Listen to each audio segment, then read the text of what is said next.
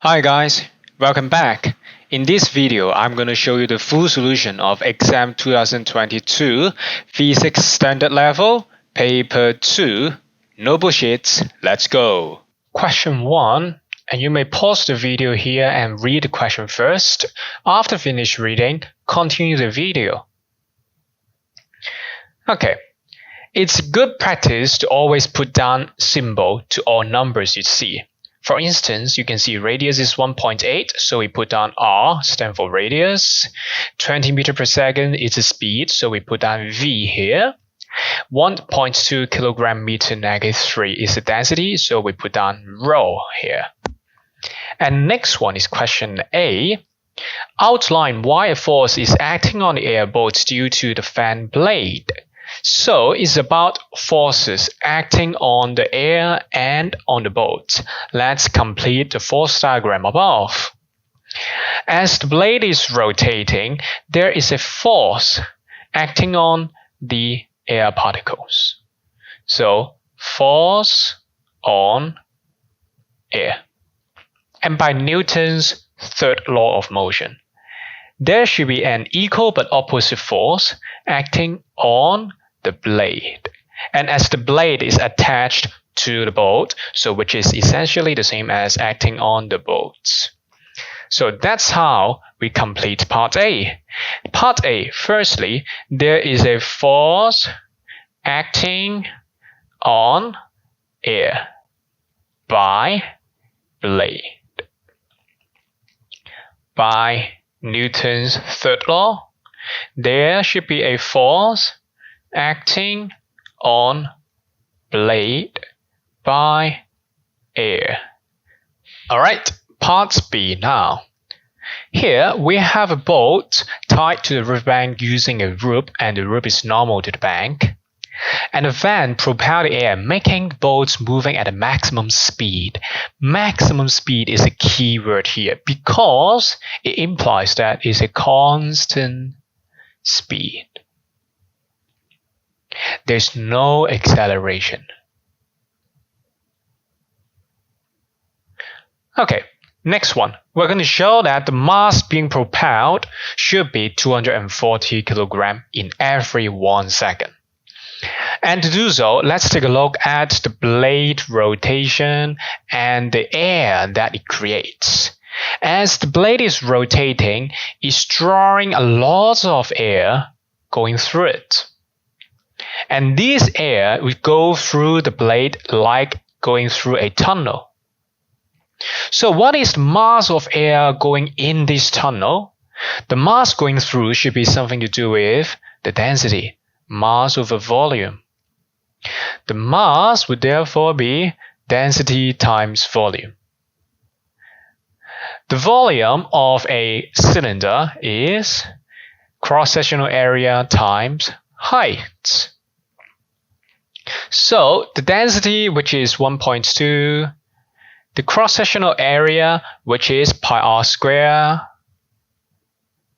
and lastly, times the height, which is how far can it travel in 1 second. According to the page on the left, it's 20. So putting everything into your calculator, you should see 244. And note that another exam technique here is when the question asks you to put down show that about. Make sure your answer is at least one more significant figure more than the question suggests the target. So you should always leave your answer here 3 sig fig or more. As the given one is 2 sig fig, then you should give at least 3 sig fig. Alright, let's move on to part B2. Here we have the tension in the rope should be about 5,000 Newton. And let's take a look at the forces acting on the boat. The forces acting on the boat, which is firstly a forward force of the force given by the blade. Next one, we have a backward force. It is the tension by the rope. And these two forces, they are balanced so that the boat is still stationary. Okay, and these two forces, how do we link them together to show that its value is roughly 5,000 Newton? Firstly, F and T, they are the same.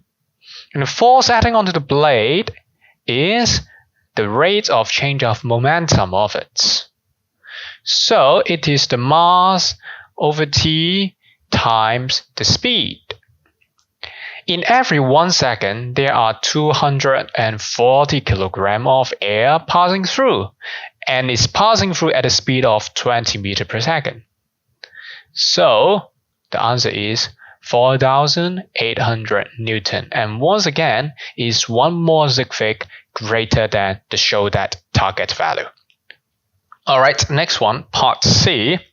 Here we have a new graph, and this is a speed against time graph.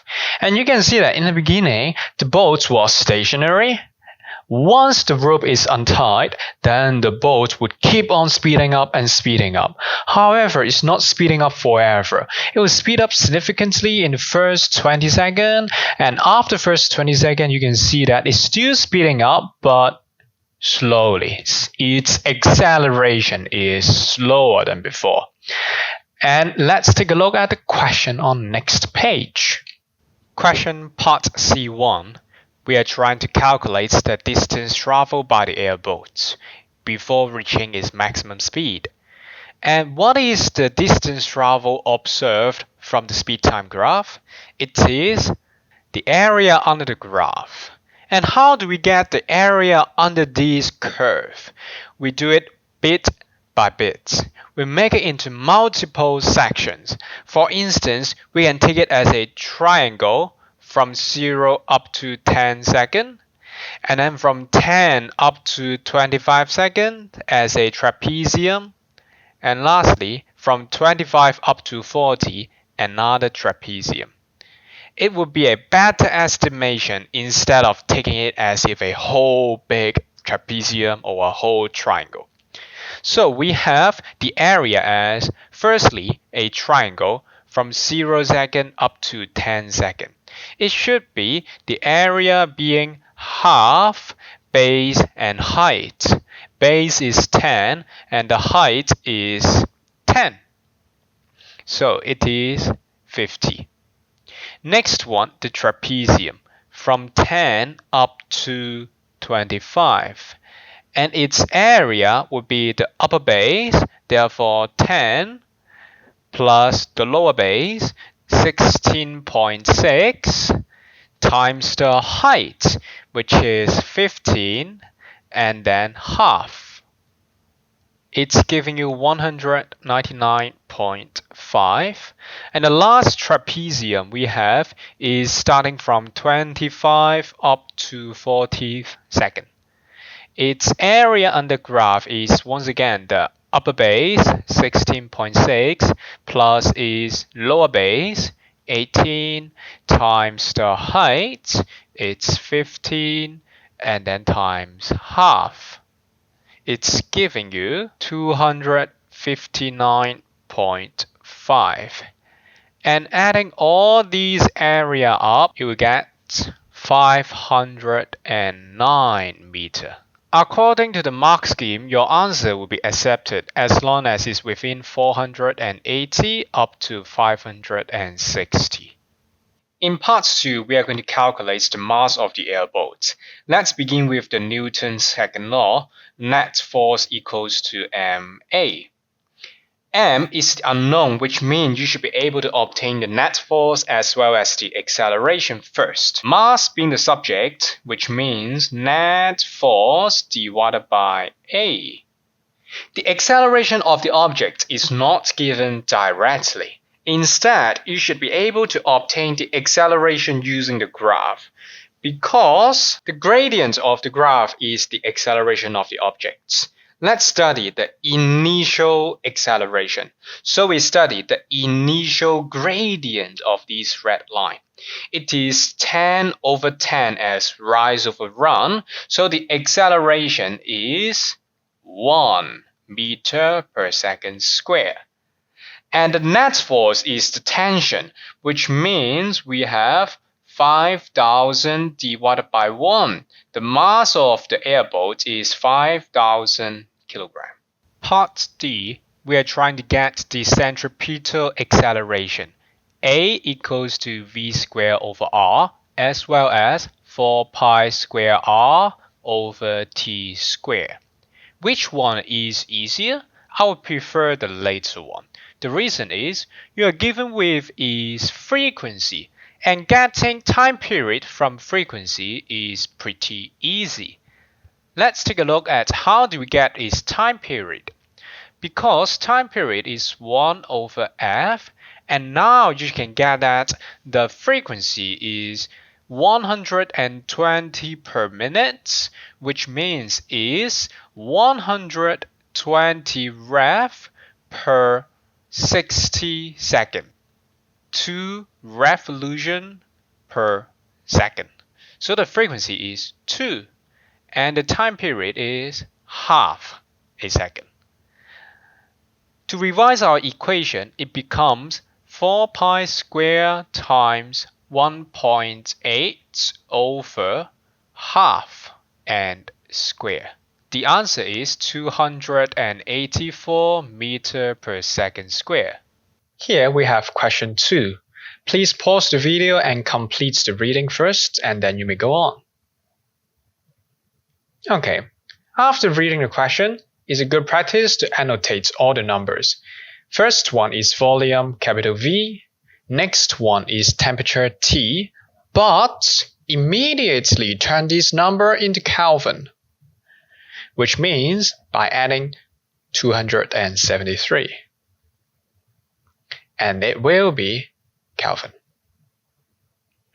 Next one, pressure, pre. Okay, number of gas particle, which means is capital N, not small n. Small n, however, it is the number of mole.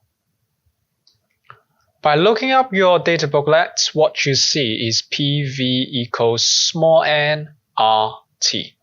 So we need one more substitution. And that substitution is capital N over N8, Avogadro's constant. What's left is substitution and calculator's work. And you will get your final answer be 2.3 times 10 to the power of 23 with no units. That's it for part A. Here we have part B1. And energy is provided to the gas, therefore the volume of the gas is expanded, but the temperature is held constant. So the B4 could be like in a small container. But after is that now the gas container is getting larger in size. So if there are 5 particles there, now these 5 particles, they are occupying greater spaces. But the number of particles remains unchanged, which means the volume increase. But the number of gas particle remains. By having these two together, you can deduce the density should be dropped. Part B2. How about the internal energy of the gas? Internal energy of everything is a very common definition in exam, which is the sum of total kinetic energy and potential energy of all the particles. However, note that it is an ideal gas. For ideal gases, there is no potential energy, which means right now the internal energy of the gas is actually the sum of kinetic energy of the ideal gas particle. And the number of gas particles remains unchanged. How about the average kinetic energy of the gas particle?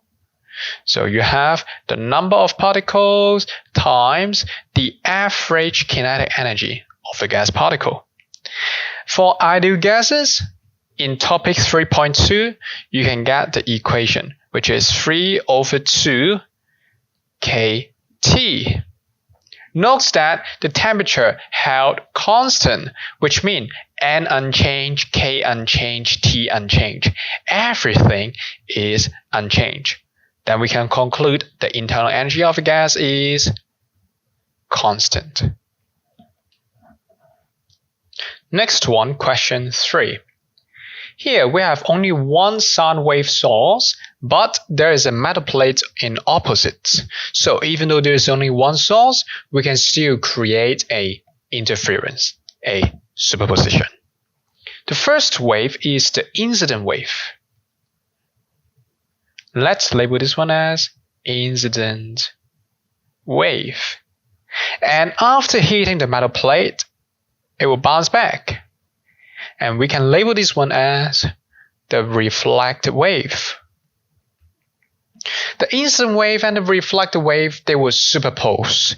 And these superposition, they are guaranteed to be the same amplitude, opposite direction, same wavelength, same frequency. And all these are the conditions of creating a standing wave, also known as stationary wave. The solution to A1 is the description of how is a standing wave being formed here, and how does the standing wave give you a variation in intensity. Let's begin with the incident wave superpose with the reflected wave.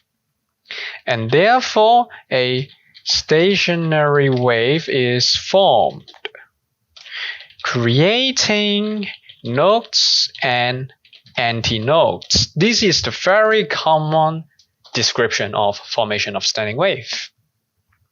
Next one is at those points of the nodes. It means it is a destructive interference.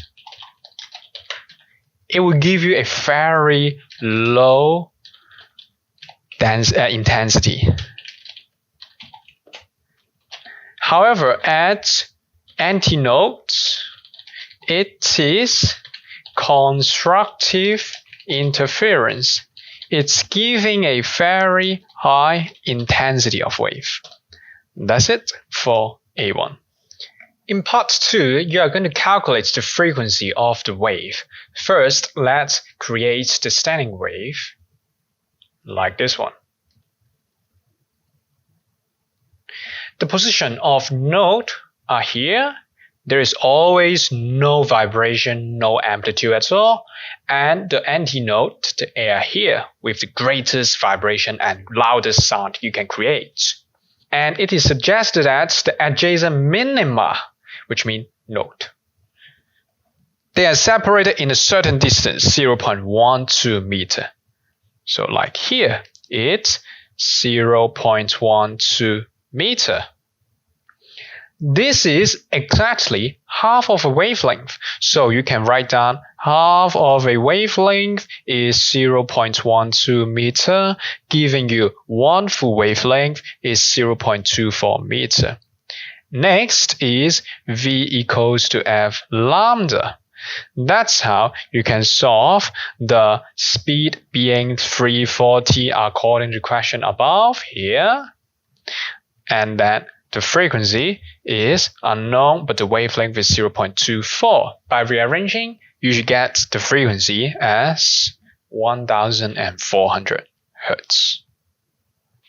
In part B, now we're replacing the metal plate using a wooden plate. And by doing so, the reflected intensity is lower. Which means if there was a wave created like this one moving towards the metal plate, maybe the reflected one is almost the same size. But now using the wooden plate, the emitted wave is in this size, but the reflected one will be softer. However, something is unchanged. Their wavelength and frequency are unchanged. So what's being the same between the metal plate and the wooden plate is their wavelength and frequency, and even their speed. What's being changed is the amplitude, because the wooden plate will reflect the wave with lower amplitude. And amplitude is related to the intensity using this equation. Intensity is the amplitude square, proportional to its square. This is the first mark already. Intensity and amplitude are related. Because the reflected wave is now softer than at the antinode, which means at the constructive interference, it will be softer. But the node position and the destructive interference position, it will be louder. And because of the wavelength and frequency, they are unchanged, then we can conclude the position of nodes and antinodes, they are unchanged. Question 4, the question of electric circuits. Identify the laws of conservation that are presented by the Kirchhoff circuits law. They are the conservation of electric charge, which is, in formula sheet, summation of I equals to 0 in any junction. Next one is the conservation of energy.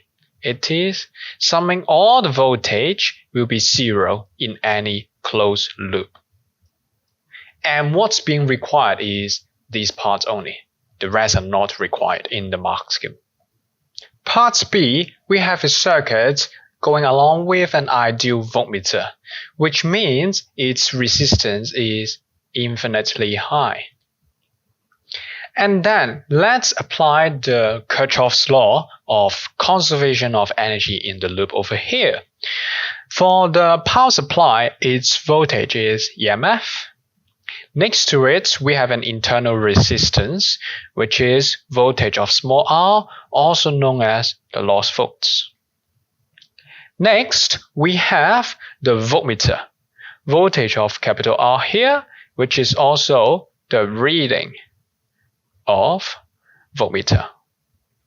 Note that at this instant, the switch S is open, which makes the bottom line useless. We can just cover it. Okay, by studying the conservation of energy, we know that the energy gained is equal to the energy lost.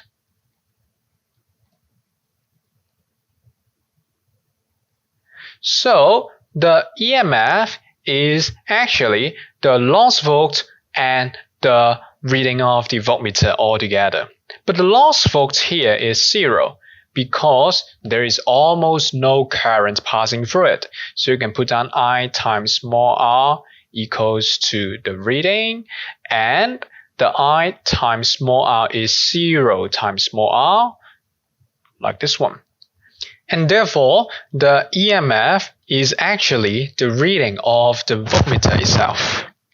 Note that the question gives you two readings. One of it is when the switch is open, the other one is when the switch is closed. We are working on the switch being opened, so it's 12 volts. Part 2 is different now because we have some information about the switch being closed. Let's make it close here. And when it is closed, now the voltmeter reads 8.0 volts.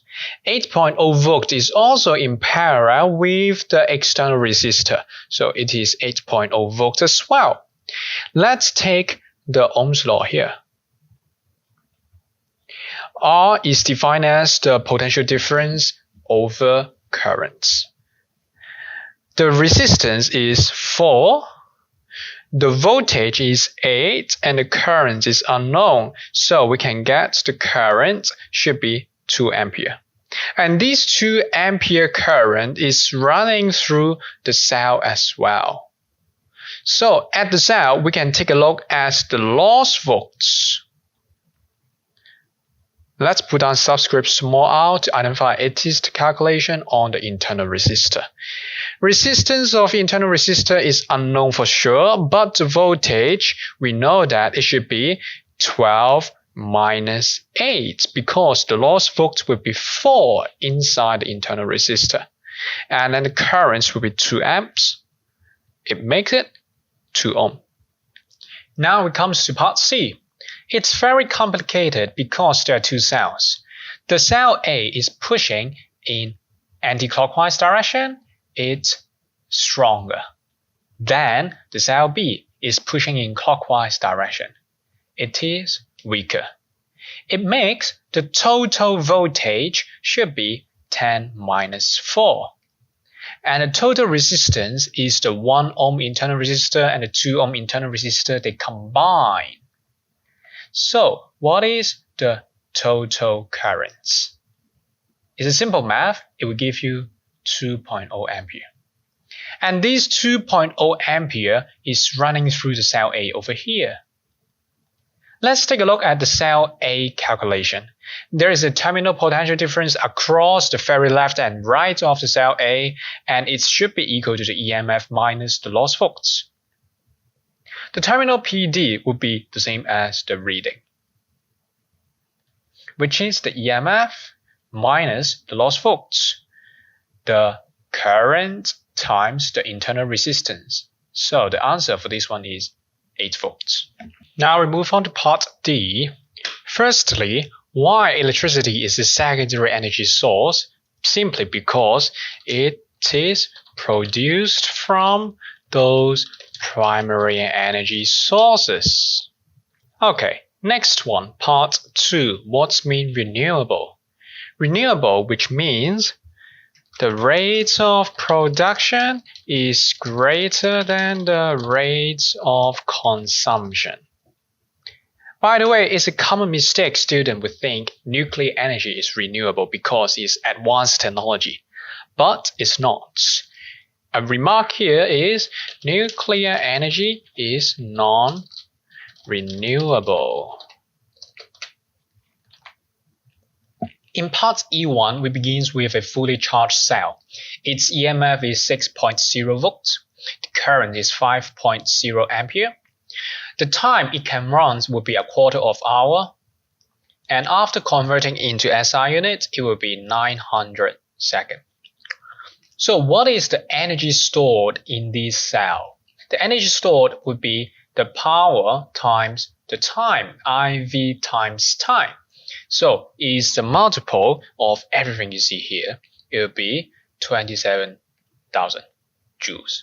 On the right hand side is trying to charge up the same cell using solar energy. And the intensity coming from the sun is 380 watt per meter square. It is the intensity. Intensity is defined as the power over area. So you have the intensity equals to power over the product of 0.40 meter and 0.15 meter. Then the power you get should be 22.8 watts. And the useful power should be only 18% of it. So it is 4.104 watts. And how long does it take for 0.104 watts to charge up 27,000 joules? Is power equals energy over time. The power is 4.104. Required energy is 27,000. So the time, 6,600 seconds. Part 2 is a very common BS question. Why is some investigation important? Why should we cooperate in certain investigation? And here, let's refer to part 1.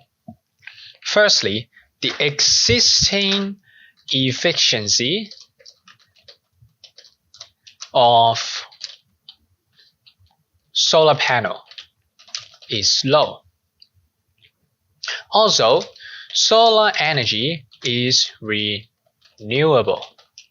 Moreover, solar energy is clean. It does not emit any greenhouse gases. Question 5 is about radiation. Now we have a sample on the table facing towards a GM detector, but between the source and the GM detector, there is a very thin copper foil. How thin is that? Is to be varied. According to the graph here, the thicker the copper foil, it makes the radiation reaching the GM detector be lower because it's being blocked by the copper foil. In part A, outline how the count rate was corrected for the background radiation. It's a very simple calculation. Just subtract the background radiation from each count. In part B, it suggests that there is a very thin copper foil inserted between the source and the detector already, and it makes the count rate be 810. It's roughly here, there, which means its thickness was 0.25 millimeter. The original thickness is 0.25 mm, and it makes the new thickness be 3 times of that, 0.75 millimeter. And what you need to do is to read the graph and locate 0.75 and get its corresponding reading. It should be 380. Next one, part C, we can see that even though you have two different material, there could be a different detection on a GM detector. It could be because of their blocking ability. And it seems like using the same thickness, lead can block more radiation. So the first point is that now lead is clearly a better absorber. The next point is, for those radiation reaching the detector, there must be no alpha particle. Because alpha particle is very, very weakly penetrating. It cannot pass through a single sheet of paper, not to mention now you have 3.5 millimeter thickness, copper and lead. The last point is that for those reaching the detector, probably there are beta and gamma. Because beta and gamma, they are partly being blocked by copper and lead, but not fully. It still depends on their thickness. Even though there is an absorber of copper and lead, but they are very thin, so beta and gamma may pass through. In part D, we have a decay equation to fill in. It starts from 13755 cesium, going into barrier, and it's shown that the nucleon number is unchanged, so you don't need any numbers to balance the nucleon number, but you need a negative one here to balance the atomic number, and this is a beta decay. For all beta decay, don't forget there is a anti-neutrino. That's the end of the exam paper. Feel free to leave any comments below and ask any questions if you have. And I will see you in the next exam paper.